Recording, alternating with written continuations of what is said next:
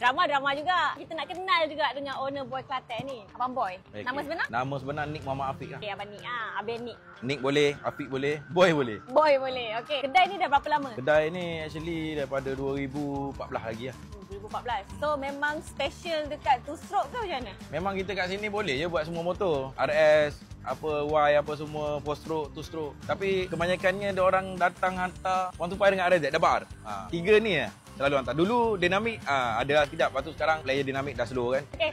So berapa jenis tayar duro yang ada dekat sini? Okey, kita ada lebih kurang 4 jenis tayar duro. Punya saiz daripada 70-90, 80-90. Saiz skuter pun ada. Okay, Abang Boy. So, apa specialty Boy Klaten ni? Okay, kita kat sini special dia. Orang tahu kalau Boy Klaten ni serigala lah. Serigala ni crankshaft Boy Klaten. Crankshaft serigala. Macam-macam spek ada. Setakat ni kita ada dua lah. 125 dan RZ. Saiz macam-macam saiz ada. Kita pun juga boleh operate exhaust. Untuk exhaust 125 saja. Exhaust RZ belum lagi. So, lain-lain modify apa semua macam biasa. Kita lebih specialist pada RZ 125 dapat R. 2 stroke.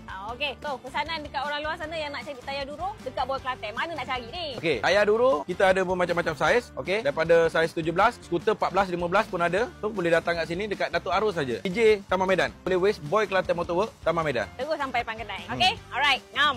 Okay. Selamat Hari Raya Aidilfitri dari Duro dan Boy Klaten Motorwork.